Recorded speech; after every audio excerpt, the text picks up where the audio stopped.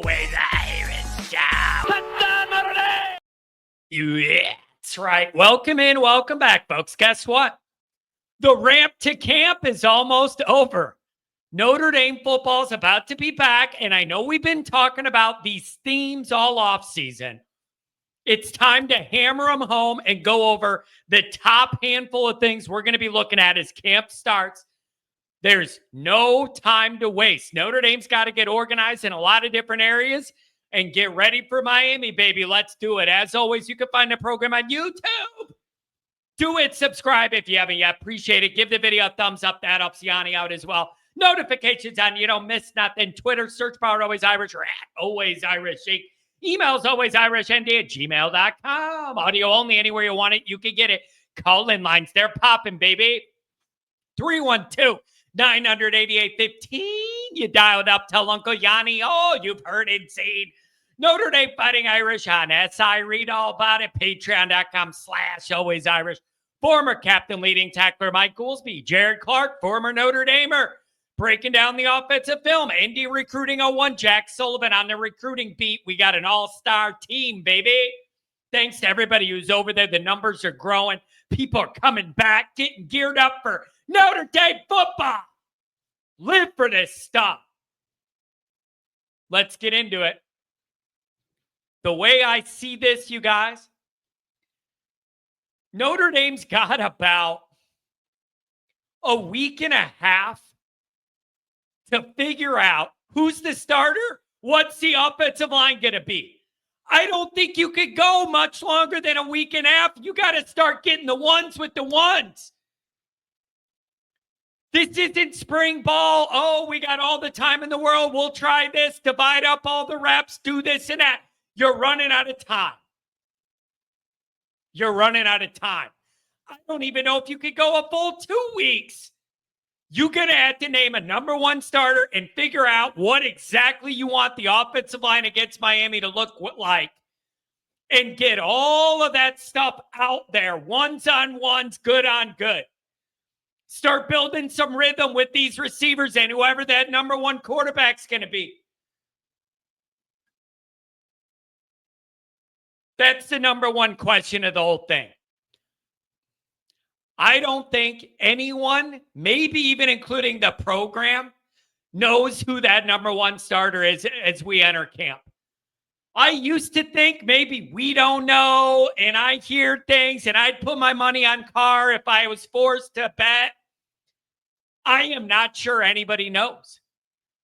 So whatever this competition looks like, and as long as it goes or whatever, you got to figure it out quick, and you got to figure out what you're doing. So everybody knows that's the number one storyline. Do you end up in a situation where both those guys have packages against Miami? Is that a good idea? The worst idea of all time? A good idea? You have two quarterbacks, you have none? Or is that a good way to ease everybody in and mix things up for Miami? I don't know. You tell me. So this quarterback thing is the number one thing. You ain't got a lot of time, and I am not even sure the staff knows exactly what it is yet. I don't know. That's a big question, and you got to get it right. You got to get it right. Number two, the O-line. I imagine Rudolph and company are going to spend the early days mixing and matching, trying different lineups, moving a guy here, moving a guy there. You gotta hope you're doing the musical chairs thing the first handful of days of camp. You gotta hope something jumps out at you. You gotta hope you put the right blend of guys out there and they start going and you go, we got it. You get what I'm saying? There's a rhythm to things. The guys move in unison. They're working well with the guy next to them, whatever. I'm hoping the right lineup jumps out at you. And it isn't like, oh, I don't know. We'll go with this, I guess. I'm hoping the right lineup jumps out at you. You got the right combination and it clicks and everybody knows it. And you're like, this is it. Let's double down and get to work. Kind of hoped that would have happened at quarterback. where one guy just takes the lead and it's undeniable and it ain't close and you don't even really need to make a decision. I don't think that happened through spring.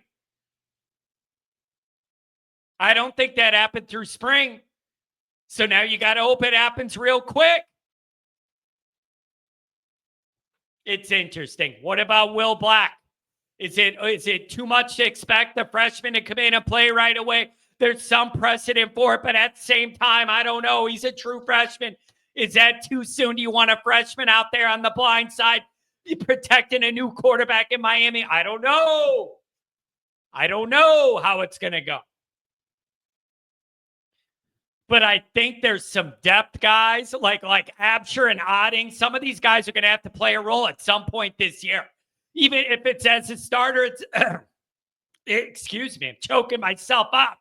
If it's not as a starter, I just think they might be in for injury. I hope the right lineup jumps out at you. The other thing is, you can't afford any more injuries. Sorry, you already used up your O-line injuries in the offseason. You can't afford it. You can't afford it. You got two big contributors there already out. You can't have any more injuries. Sorry. Got to go 100%. Can't have any injury. You just can't afford it.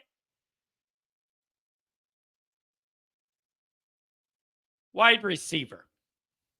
The sooner you get that quarterback and O-line figured out, the faster you can start building some rhythm here as a unit. The more time they all have together, the better, building to Miami. So splitting reps and in spring, 3 different quarterbacks, a makeshift O-line. Some of the receivers aren't in town yet.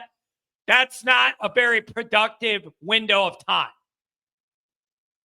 The sooner you could get that quarterback O-line lineup figured out, sooner this could all get rolling, building this offense, building some rhythm, getting on the same page. I'm going to have anxiety about it till I see that it's okay. And I think that's fair.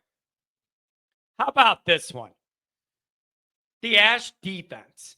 And I don't know, you guys. Are you going to be able to see and feel that it's different just in these camp practices? The little windows of time you get to see a clip. Are you gonna be able to see some tangible changes to the way that's all set up? I don't know. To me, the defense is a lot about roles. You know you have pretty good talent there. It's about figuring out who is the best at what down and distance or package or whatever to get the most out of that unit at all times.